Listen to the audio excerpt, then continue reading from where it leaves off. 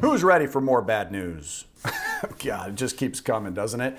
Here's the thing. This one is particularly frightening to many. There's a massive global recession that is apparently imminent, according to a World Bank study. There's this new study from World Bank suggesting that a massive global recession is coming in 2023 and that the Fed's policies are really only making the crash more likely than not. Though it's really only technically been just 2 years since the last global downturn, which was the 2020 episode brought on by the pandemic, these kinds of worldwide recessions are relatively rare. In the last 50 years, there are only 5 of them that have occurred in 1975, 1982, 1991, 2009, and 2020. Now, today's conditions really bear a lot of similarity to the stagflation that happened in the 70s, which accompanied an extended period of high inflation and subdued growth worldwide.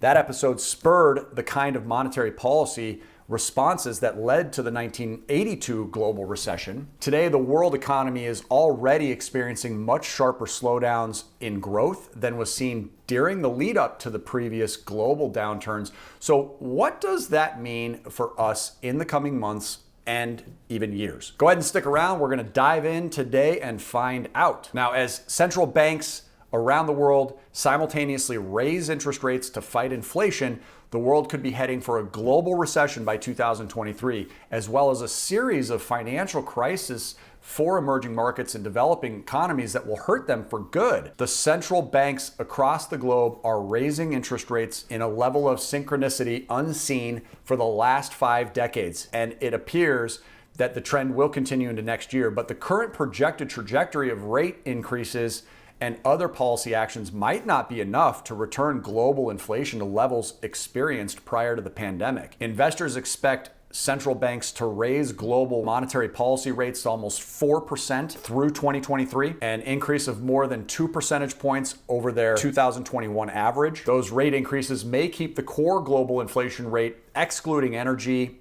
at around 5% in 2023, nearly twice as high as it was in the 5 years prior to the pandemic. Now, according to models done by the World Bank, central banks may have to increase rates an additional 2 percentage points beyond what they've already done in order to bring global inflation down to a level consistent with its goals. If that is coupled with financial market strength, global GDP growth would slow to 0.5%. That would meet the technical definition of a global recession. World Bank Group President David Malpass was quoted saying the following: "Global growth is slowing sharply, with further slowing likely as more countries fall into recession.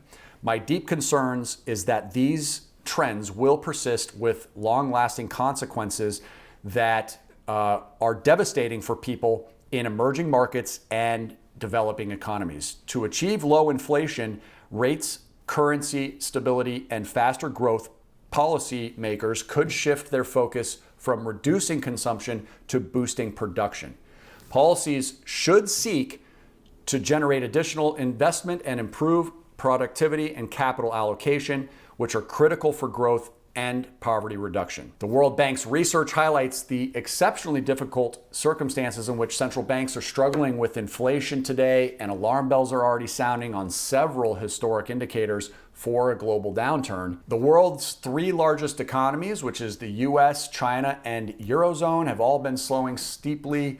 In this environment, even modest blows to the world economy in the coming year could push it back towards recession, and the pain would be felt all over the world. A dramatic tightening in global financial conditions would particularly threaten developing economies, developing countries that run high current account deficiencies and have large levels of short-term debt. So what does the World Bank think policymakers could do in order to prevent this feared outcome? The research found that central banks should stay the course in their efforts to curb inflation, and that this can be done without sparking a global recession, but this will require concentrated action by varying policymakers. They claim that central banks should communicate policy decisions clearly while safeguarding their independence. This could help anchor inflation and lower the amount of tightening requirements. In advanced economies, central banks really should be mindful of cross-border spillover effects from monetary tightening. In emerging markets and developing economies, they should tighten macroprudential regulations and build foreign exchange reserves. For those wondering what the heck macroprudential regulations are, I'll put it simply.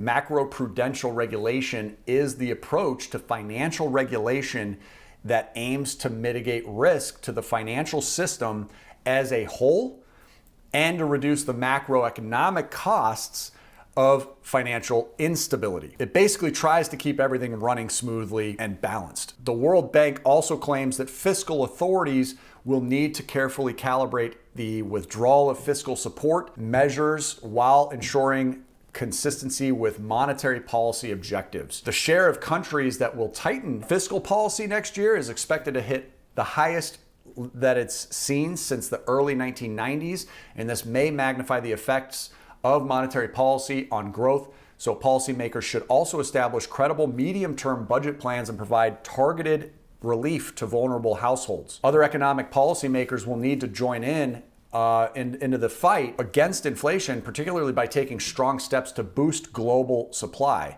These would include easing labor markets, boosting the global supply of commodities, and strengthening global trade networks. Policy measures are needed in order to promote labor force participation and reduce price pressures. Labor market policies could also promote the reallocation of displaced workers, helping to bring balance to that portion of the supply chain crisis. Boosting the global supply of commodities is another necessity in the supply chain crisis. The World Bank claims that global coordination could make strides towards increased food and energy supplies. For energy commodities, policymakers would need to speed up the shift to low carbon energy sources and put measures in place to cut back on energy use. The final key in cooling the supply chain crisis comes with strengthening global trade networks. The World Bank believes that policymakers should work together to ease global supply bottlenecks by supporting a rules-based international economic order, defending against the threat of protectionism and fragmentation that could further destabilize trade networks. But at the end of the day, inflation must be brought under control. Policymakers need to approach this challenging episode with caution. The consequences of every country's economic policy decision may ripple well beyond the nation's borders in the coming year or two. Policymakers need to communicate clearly about their decision-making process in a framework that is trustworthy, taking into account its global implications. Guys, when a global recession comes along, it takes everybody much longer to come out of it. I almost have to laugh at the trustworthy part of that statement because it's hard to trust much of what's going on right now. This one was a bit different than our normal episodes, of course. As you probably noticed, we typically don't deep dive into the global economic side of things. But I found this study by World Bank to be extremely interesting. What do you guys think of this information? Should we do more videos like this one? Deep dive a little further? Make sure you let us know in the comments below. Also, share your thoughts about everything that's going on. Do you think we're facing just a national problem economically, or do you think this could potentially spill into a global recession as well? Be sure to share your input. We love your participation. Don't forget to like and subscribe. Share the video with somebody that could use it. Until we see you on the next one, make it a great day today and keep on cash flowing. Take care.